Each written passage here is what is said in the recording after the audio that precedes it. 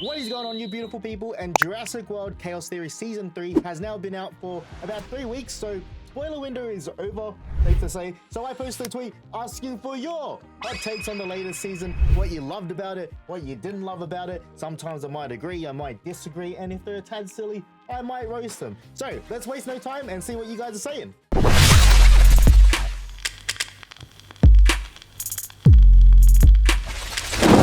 Alrighty, it's been a while since I've recorded a hot takes or a video in general. Everything's been backlogged, so you know, I might be a tad rusty, but anyways, let's get into it. Our first one is from Dino Kia, and they say, I love the Pyroraptor, how it's built up, how its introduction of the feathered dinosaur has proper weight behind it, loved how they expanded on Malta, how they humanized the handler, and how it ties into Dominion. As for a hot take, Smoothie is the best mascot dinosaur yet. Ooh, that is, like, I'm not saying like that's bad or anything. Like it's a good thing. It's a good debate, you know. It's a good conversation starter. It's a good way to start this video. Yeah, I don't think I can say that yet. I love Smoothie, and Smoothie has a special place in my heart, and I'm not gonna go into it or say like, oh, it's first or anything like that. Not that type of guy. But back in 2023, I got invited to the Jurassic World exhibition on behalf of Jurassic Outpost. A few Universal people were there, discussions, chats, and all that stuff. And long behold, you know, Smoothie came out from that. And from there, you guys can watch earlier podcasting in general, like as back as probably December 2023, and then 2024 January. Like I know I said at the start of last year as well, but I would tease like Smoothie and stuff like that. So you know, Smoothie does have a special place in my heart, and yeah, you know, I can see it. I can see why people would have Smoothie as their best mascot, but give me one more season and I'll come back to this, because as of now, Bumpy's my ride or die. You know, Bumpy's been there from the start, and you know, I'm always, yeah, I can't. I want a Bumpy tattoo. She's my queen. I can't turn my back on her, you know. But next one is Crust, and Crust says, I saw myself siding with Sam and Kenji, honestly, for the majority of the decision to not help Brooklyn and instead just go home. Obviously, as an audience member, you know what's going on, but putting myself in the shoes of Sam or Kenji, I completely understand of wanting to just head home. The lack of emotion to her friends would make anyone doubt her, and I love how the season presents that accurately, because both sides were completely valid. Love what you said, Cross, and you guys aren't following Cross, be sure to follow him. He's one of the funniest people in the Jurassic community. That burp was solid as well, and I'm sorry if you guys think, oh my god, look at this fat piggy, because I am, and I'm sorry. But anyways, so yeah, I completely agree. I sided with Sam and Kenji this whole time. I saw a bit of discussion on Twitter, or maybe in my Twitch chat, something in regards to that Sammy did the same thing back in Camp Cretaceous, where she was working with Manticore to spy on Jurassic World and stuff like that for her family, for the farm and stuff like that. Yeah, two completely different situations. Yeah, you can't compare a child, which Sammy was at the time, you know, doing something for her family, because she didn't really understand the whole scope of things. I mean, look, she almost died because of it. You know, she thought she was like, you know, just playing little detective and stuff like that. But yeah, and then to compare it to the adult versions where they know right from wrong even better. They, you know, they went through that traumatic experience of Camp Cretaceous together, and then, you know, Brooklyn having that attack, and then, you know, not wanting to tell her friends, even though I know she did want to, but she still didn't, and then faking her death. The crew then going to Africa to try to stop the people who did all this, and to try to stop the person that's killing them, and try to find who killed Brooklyn, or to then find out that Brooklyn is alive and working with the person that's trying to kill them. And, you know, I would be like, yeah, no, I'm done. You know, she made a choice, she went to go there, I'm done.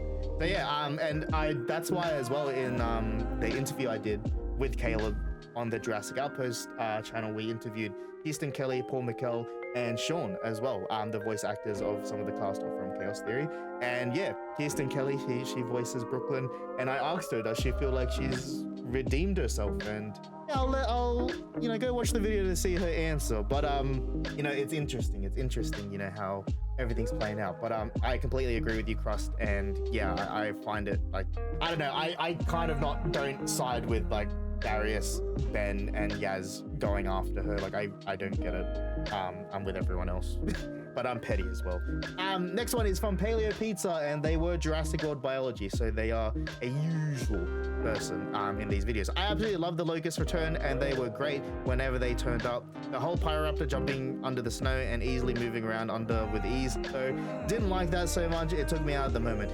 Yeah, I felt kind of weird watching it as well. I was like, I was like, okay. I was like, cool. I kind of got past it very easily though, because I'm not like a paleontologist. I don't know much about paleo accurate things, so I just thought, oh, maybe it can do that, so I just accepted it. But if it's something that it doesn't do, then yeah. But it did look a tad odd. But yeah, other than that, yeah, locusts were great. Great. Next one, and this is from Muzz, and I screenshotted it because I thought there was like a series of hot takes here. So sorry, Muzz, I cut off your first part. But he says, I don't know if you're accepting more, but a hot take I have is that they could have explained the locusts better by teasing how their impact on the ecosystem could shift the scales of dominion to the dinosaurs.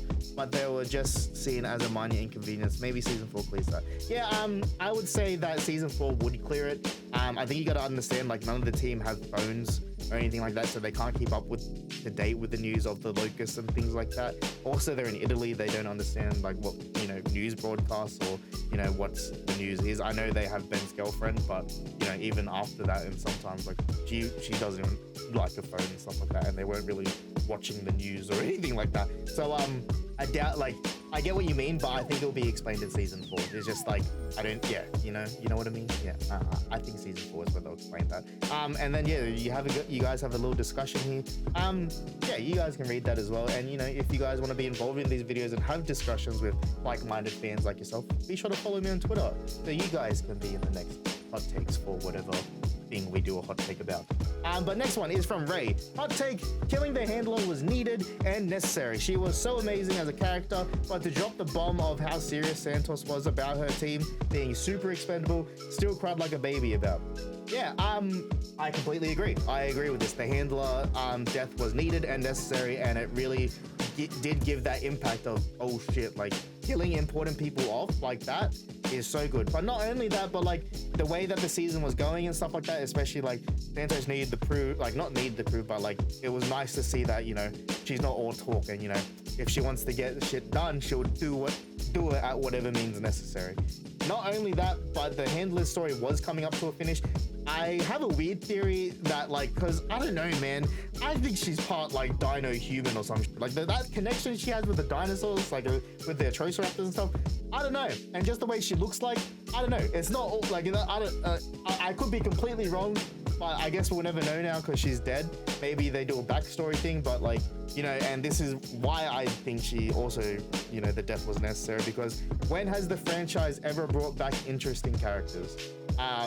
You know, I know the Lost World, they brought back the kids, Ian Malcolm, Hammond, things like that. Jurassic Park 3, they brought up, but they didn't even bring back Sarah Harding. Who else?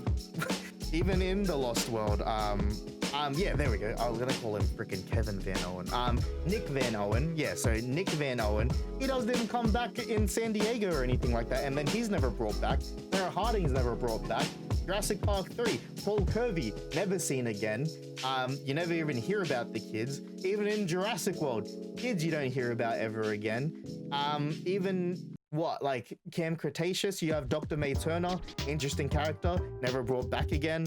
Yeah, there's just a long history, and I've probably missed out a few of the franchise bringing interesting characters and then never using them again. So I'm happy that she has a conclusive ending, and we never have to have a period of time where we're like, oh, I wonder what they're doing now or whatever. So I think it's deserved. I know there's other hot takes that are against this, but I guess we'll get into them and stuff like that later. But yeah, that's why I agree with it as well. Jurassic News, and they say it was too short.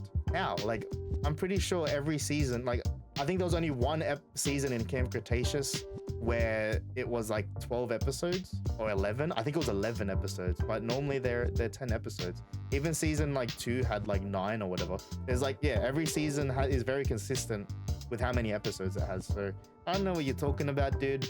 You know, like cope, you know, it's like, I don't know what, like, what are you basing it off? I don't understand.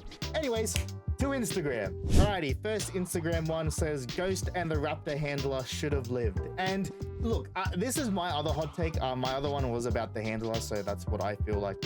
I won't reiterate what I said about the handler just before, but I'm just showing you that some other people think opposite and things like that, you know, just creating discussion. And, you know, I'd like to know why the handler should have lived. I've seen no one really propose a good reasoning of why she should have stayed alive. It's just people be like, oh, she should have lived.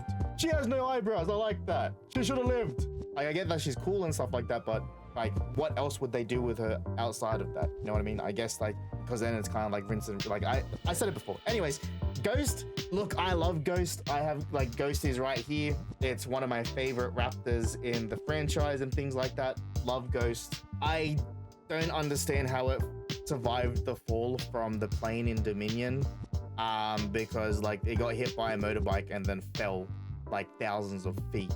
Like, I don't know how it didn't like snap its bones or whatever, like on the impact of landing and stuff like that, let alone swim out that, like swim back and stuff like that. You know what I mean? I know I'm probably looking at it too logical, but like what was the point of not killing it off then, only to make it come back and swim back from that fall, swim back from the ocean to the land, to then come back to then just get destroyed by a Kano. I didn't get that. I think it would have been better if Ghost just got killed off at the end of the plane. That is my other hot take. Yeah, I just like, yes, it was cool seeing it get killed by the Kano, but yeah, I couldn't go past the plane scene. So yeah, that's my hot take, I guess. This one is, I loved everything in Malta last 4 episodes and everything else was a slog. I loved everything in Malta last 4 episodes and everything else was a slog.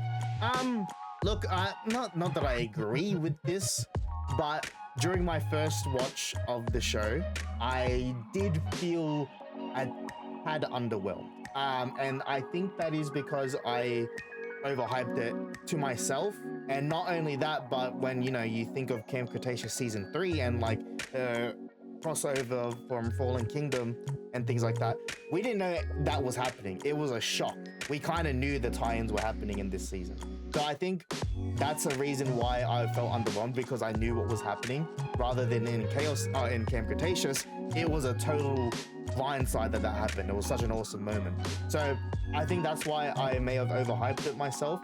And not only that, but like, you know, Fallen Kingdom, that opening sequence is like, you know, I'd say better than Dominion. But you know, like I like Dominion, but yeah, like I don't know, like but I do love this season. I've watched it now 3 times. I loved it. I got over my overhypeness and stuff like that. That was my bad.